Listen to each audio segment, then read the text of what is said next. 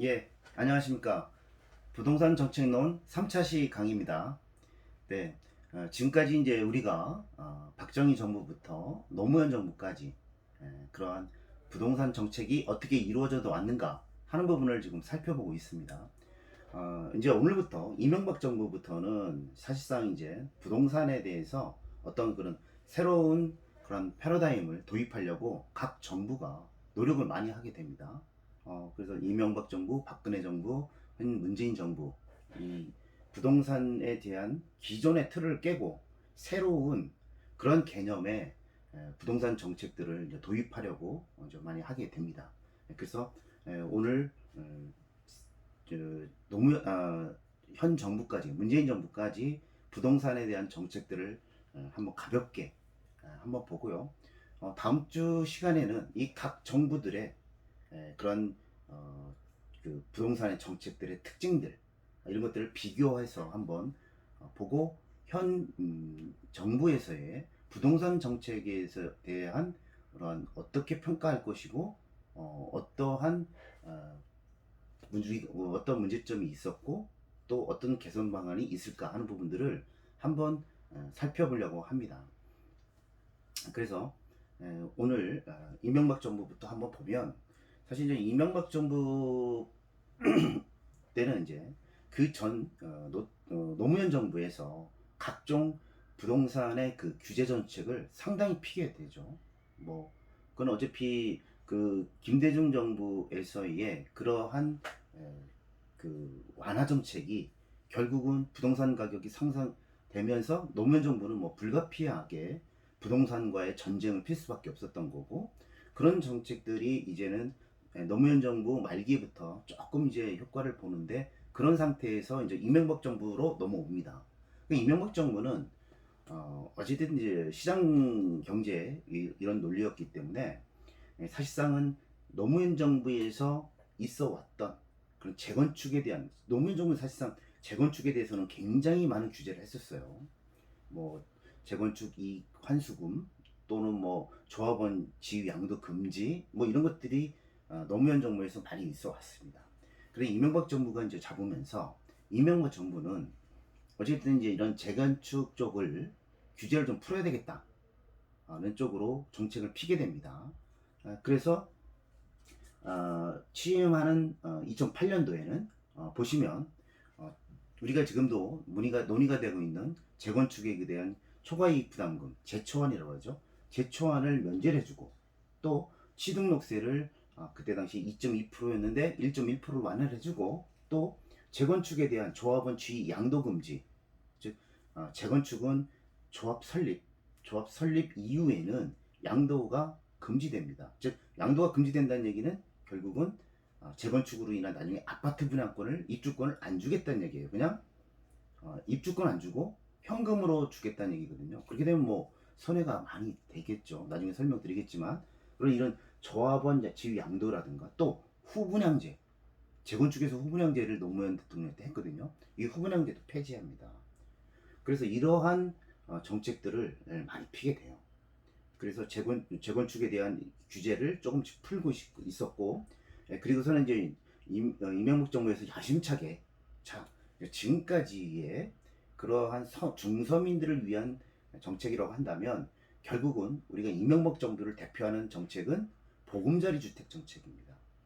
이 보금자리 주택은 결국은 지금까지 도시 외곽에 있었던 부분들을 서울 근교에 그린벨트를 풀어서 이 그린벨트를 풀어서 보금자리 주택을 공급을 해서 반값 아파트 또 저렴한 그런 임대주택을 짓겠다라고 하는 것이 이제 이명박 정부의 부동산 정책의 핵심이었습니다.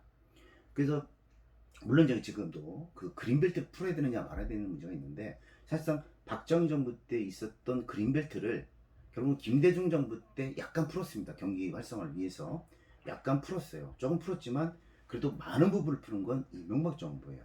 이명박 정부는 결국은 그린벨트를 상당 부분을 풀어서 반값의 아파트를 제공하겠다. 서울시 바로 근접해서 이것이 이제 그 보금자리 주택입니다. 이 보금자리 주택은 좀 나름의 의미는 있어요. 기존에 저소득, 소득만 가지고 이제 공급을 했던 부분들을 뭐 근로자 생애 최초 또는 뭐 신혼부부 또 뭐 다자녀, 장애인 이러한 수요 맞춤형의 그런 임대주택을 공급하는 그런 면에서는 이제 이때부터 그런 수요 맞춤형의 임대주택이 등장하게 됩니다. 그래서 나름 이제 보금자리 주택은 어떻게 보면 나름의 의미는 좀 있어지는데요.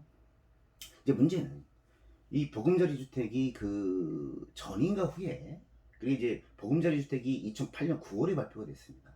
근데 2008년 9월에 사실상은 이명박 정부로서는 조금 불행한 우리 내부의 요인이 아닌 글로벌 금융 위기가 닥치게 돼요. 미국에서 이제 금융에서의 그러한 혼란이 발생하게 되면서 이게 국제적으로 퍼지게 됩니다. 그래서 이 글로벌 금융 위기로 인해서 세계 경기가 이제 침체가 돼요. 그러니까 이명박 정부도 사실상 이제 2008년 하반기에 됐을 그렇지만 2009년에는 경제 성장률이 거의 뭐 0.7%까지 다운이 될 정도로 굉장히 이 실물 경제가 침체가 됩니다. 어, 사실상 금융 위기라고 하면 IMF는 우리 내부적인 요인이었기 때문에 우리가 극복을 빨리 할 수 있었는데 이 글로벌 금융 위기는 세계 경기가 침체되고 이제는 기존의 고성장이 이제는 기존의 고성장을 멈추고 이제는 세계가 이제 2, 3%대의 저성장으로 가게 되는 겁니다. 그래서 부동산 시장 자체가 이명박 정부 내내 침체돼요. 그래서 부동산 매매가 계속 떨어집니다. 서울에 그때 이명박 정부 내에 서울의 아파트 가격이 보통 한 13% 이상, 마이너스 13% 이상 하락이 됩니다. 하락이 되면서 사람들이 그 아파트나 주택을 구입을 안 하는 거죠. 실물 경기 어려우니까 계속 침체가 되고 그러다 보니 미분양 사태가 계속 나오고 어떤 데는 그래서 이명박 정부 말기에는 하우스 푸어, 렌트 푸어 뭐 이러한 그 가격 자체가 떨어지다 보니까 전세금도 커버 안 되고 하는 그러한 용어들이 뭐 다음 주에 제가 설명 좀 드리겠지만 그렇게 경기 침체가 이루어지게 돼요. 그리고 부동산을 사람들이 이제 취득을 안 하게 되고 그러면서 계속 실물 경기도 어렵게 되고 부동산 경기도 어렵게 되는 겁니다. 그런 상태에서 어찌게 됐든 이제 그렇다면 보금자리 주택을 그래도 추진을 하게 됩니다. 그래서 그 2009년도에 우리가 이제 보금자리 시범지구가 지정이 돼서 그 강남 세곡, 서초 우면 그리고 뭐 하남 이사 이런 쪽에 그 보금자리 시범 1차 지구가 지정이 되고요. 또 그해 10월에 2차 보금자리 주택이 또 발표됩니다. 그래서 뭐 내곡지구라든가 부천 옥길, 시흥, 은계 뭐 이런 쪽에 또 보금자리 주택이 발표가 됩니다. 그러면서 이 보금자리 주택이 되면서 그러면 사실상은 가격은 굉장히 저렴한 가격으로 공급은 돼요. 공급은 되는데 이게 문제는 이 사람들이 사실상 이제 그때 대부분 부동산을 취득을 심리적 부담 때문에 심리적으로 경기 침체라는 그런 부담 때문에 취득을 별로 안 하게 됩니다. 그래서 미분양이 쌓이는 상태인데 여기에서 시정보다 한 50% 이상 싼 보금자리 주택이 또 공급이 되는 거예요. 그러다 보니까 사실상 보금자리 주택은 그때 저희가 서울 강남이나 세곡 이런 데도 그런데도 평당 한 1200 정도 그때 당시에 강남의 그 평균적인 가격이 한 3000 정도 됐었습니다. 평당. 근데 지금 분양 당시에는 1200, 뭐 1300 이 정도 갭이 굉장히 싼 가격들을 공급을 했습니다. 그래서 이제 당연히 싸니까 보금자리 주택은 공급이 되는데 기존의 그런 아파트들은 심리적 저하에다가 경기가 어려운 심리적 저하에다가 이 싼 보금자리 주택들이 공급이 되니까 이 기존에 있는 서울 시내에 근교에 있는 아파트들은 떨어질 수밖에 없는 거죠. 그래서 심지어는 그때 당시에 이 보금자리 주택도 어, 심리적 매수가 저하되는 바람에 미분양이 몇 개 나오고 막 그랬었습니다. 그럴 정도니까 서울의 이제 일반적인 아파트는 더 떨어질 수밖에 없었던 것이죠.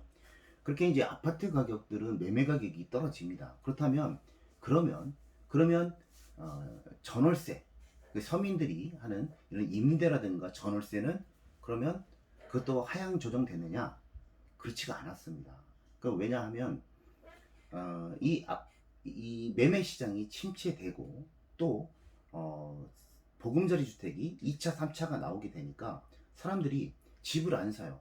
사더라도 기존에 있는 집들은 안 사고 보금자리 주택을 사게 되니까 기존의 이제 아파트들은 더 침체가 되고 또 보금자리 주택을 기다리면서 사람들은 더 집을 안 사는 거예요. 왜냐하면 싼 보금자리 주택이 공급할 때 얘네들을 사기 위해서 계속 기존의 집들은 사질 않고 전월세나 월세로 가게 되는 것이죠. 그래서 전월세 시장은 오히려 이명박 정부 때 굉장히 많이 올랐습니다. 그때 지금 이명박 정부에서의 그 전월세는 오히려 31%가 더 올랐어요.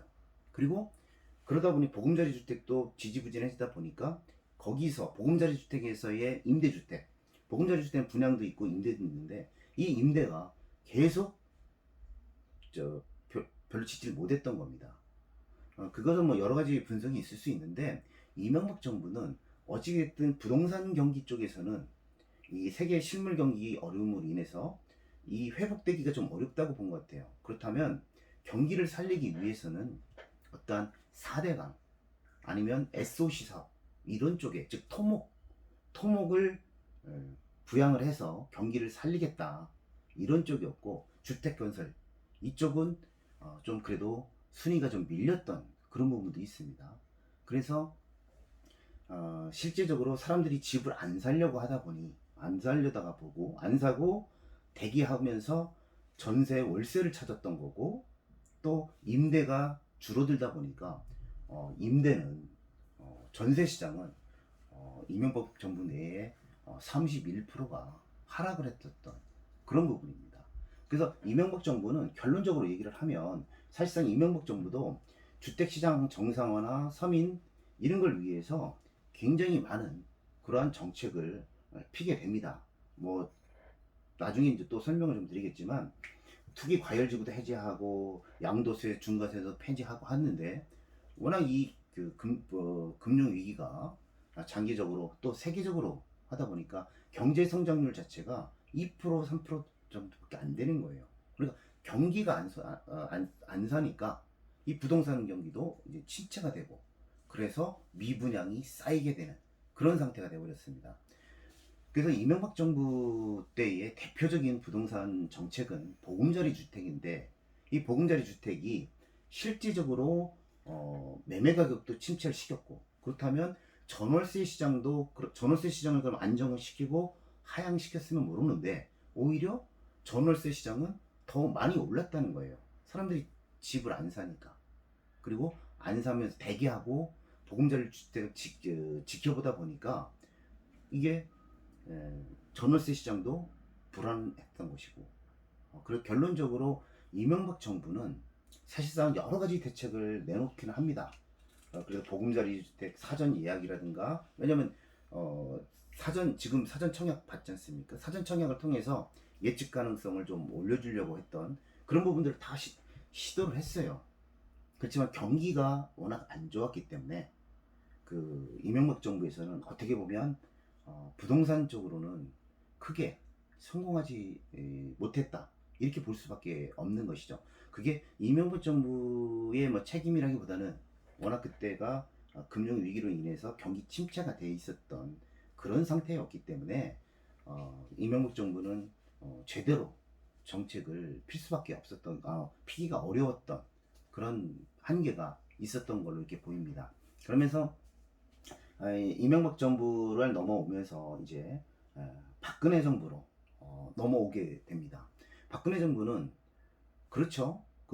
아까도 말씀드렸다시피 이명박 정부에서 가격이 다운되다 보니까 하우스 푸어, 렌트 푸어 이러한 용어들이 나올 만큼 가격이 다운되고 뭐 전세 가격이 더 매매 가격보다 더 높아지고 뭐 이런 정도까지 오다 보니까 시중에 미분양이 많았어요. 이 미분양을 우선적으로 해소하는 것이 관건이었다. 이렇게 볼 수밖에 없는 거거든요. 박근혜 정부에서는 적어도. 그래서 이제 박근혜 정부도 당연히 경기가 안 좋은 상태로 받았기 때문에 노무현 정부에서 했던 그러한 규제 정책들은 펴 나갑니다. 나가지만 제일 우선적으로 박근혜 정부가 2013년 2월에 하면서 2013년 4월에 여기 보시면 제일 먼저 공급 축소 방안을 발표합니다. 이제 우리 거시경제가 악화돼서 이렇게 공급 내는 거 오히려 시장에 더 큰 교란만 오니까 이제는 우리 보금자리 주택 축소하겠다. 대폭적으로. 그 이명박 정부에서 150만 호를 짓겠다고 했던 것을 이제 우리 그거 축소하겠다. 보금자리 주택 안 하겠다. 이렇게 선언부터 해버립니다. 그래서 그 취임하면서 곧바로 보금자리 정책을 거의 축소시켜버리는 그러한 그것은 이명박 정부에서 계속 미분양이 주택 매매 쪽이 하향돼 왔기 때문에 그걸 극복하기 위해서 공급을 축소한다는 거였습니다. 그래서 박근혜 정부는 어쨌든 이제 그 규제를 완화하면서도 어차피 경기가 안 좋으니까 규제를 완화하면서도 이제 공급을 축소하는 그런 정책을 먼저 발표를 하게 됩니다. 그렇지만 이제 박근혜 정부는 어떻게 보면 이런 그 신규 공급은 축소하고 또 재개발, 재건축 이런 것들은 좀 완화하면서 부동산 경기를 이제 살려보려고 노력을 하게 됩니다. 근데 박근혜 정부에서의 그 굉장히 그 획기적인 그런 패러다임이 이제 전환이 되는데 다음에 이제 2013년 6월에 이게 이제 도시재생 활성화 및 지원에 관한 특별법, 즉 지금 우리 얘기하면 도시재생법.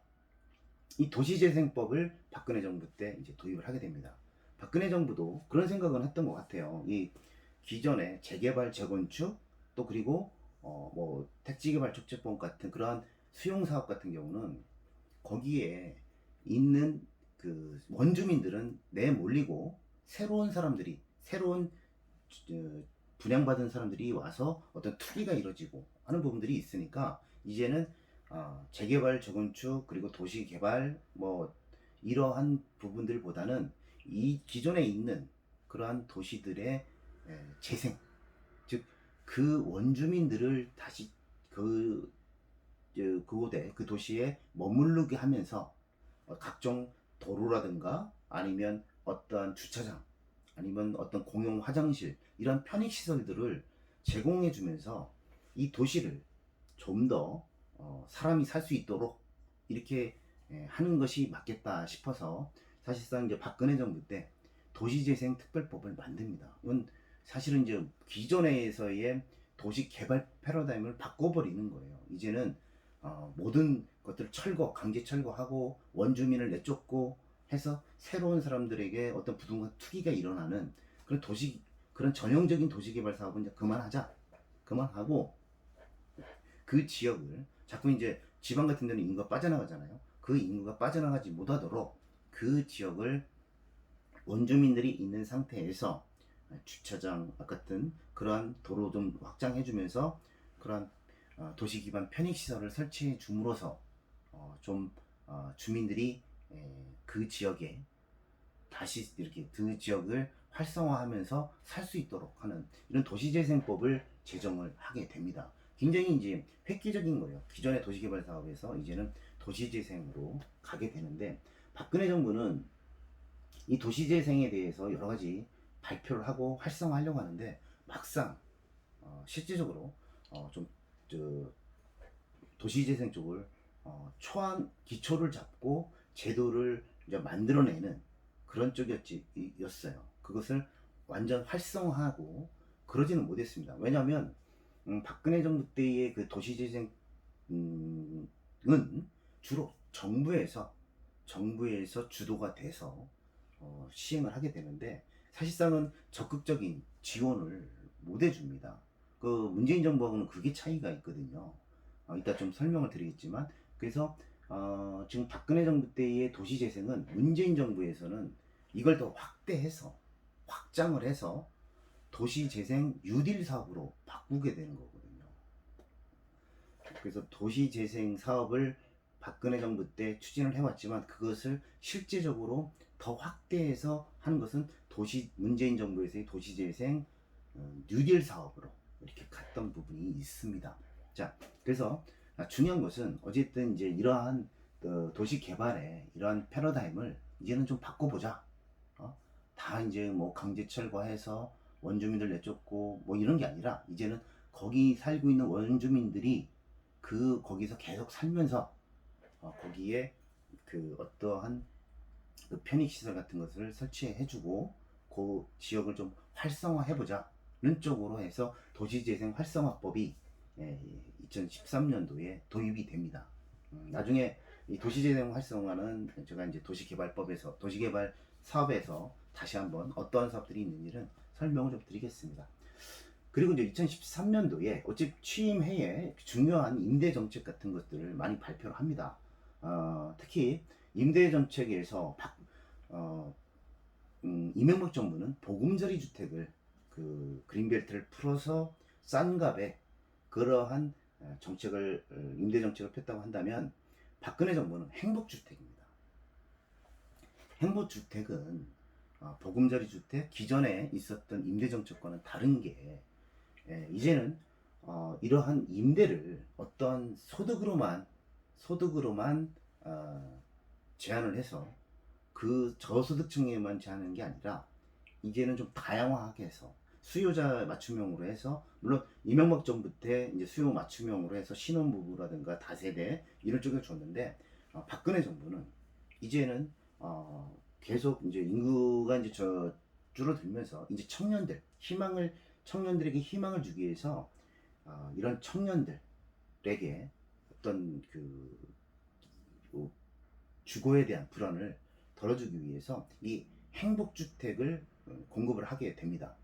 처음에는 그래서 이제 어떤 그 신혼부부라든가 청년들 아니면 사회초년생들 이런 사람들을 상대로 해서 집중적으로 공급하기 위해서 했던 거기 때문에 희망주택이라고 했던 건데 이제 박근혜 정부의 이제 정책이 행복이었기 때문에 뭐 행복주택으로 바뀐 겁니다. 그 행복주택도 내내 이제 임대주택이에요. 나중에 임대정책 할 때 다 설명을 드릴 겁니다. 임대주택인데 특징이 이러한 물론 이제 소득도 보지만 우선적으로 입주가 이러한 도시에 있는 우리 청년들, 신혼부부들 이런 사람들에게 우선적으로 공급을 한다는 차원이 있는 겁니다. 그래서 기존의 어떠한 대규모 단지를 뭐 보금자리 같은 경우에 해제해서 그 중에 임대주택을 짓고 뭐 이런 건데 박근혜 정부는 그런 방법보다는 도심지 내에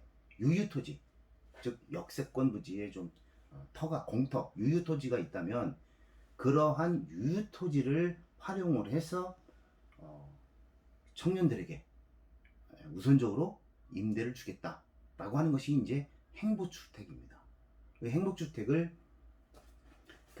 집중적으로 지금 그 박근혜 정부에서는 14만 호를 공급을 하겠다는 겁니다. 기존하고는 좀 다른 것이죠. 기존에는 어떤 개발 사업을 이용해서 임대주택을 단지로 했다면 여기는 도심지 내에 그러면 직장과 주거가 일치할 수 있지 않습니까? 이런 도심지 내에서의 어떤 유유토지들 이런 대부분이 이제 역세권을 많이 했습니다. 일기 때 대부분 그 행복주택 했던 것들은 역세권에 했어요. 역세권의 유유토지들 이런 토지들을 가지고 그 행복주택을 져서 공급을 했고요. 그리고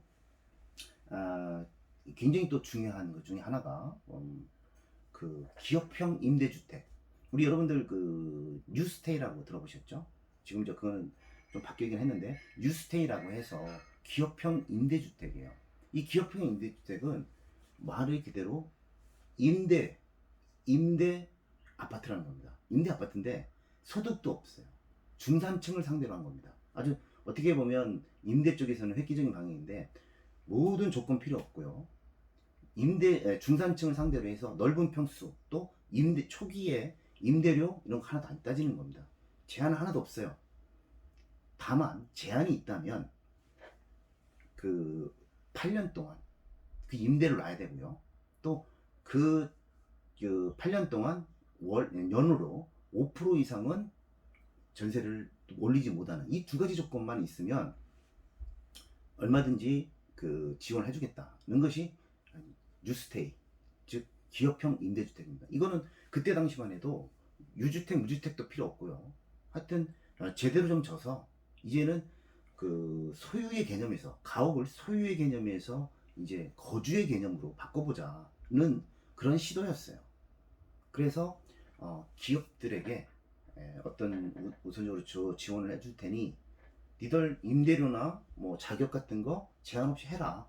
다만 8년 동안 임대를 하고 연 5% 이상은 올리지 마라. 이 조건만이 있었던 것이 기업형 임대주택입니다.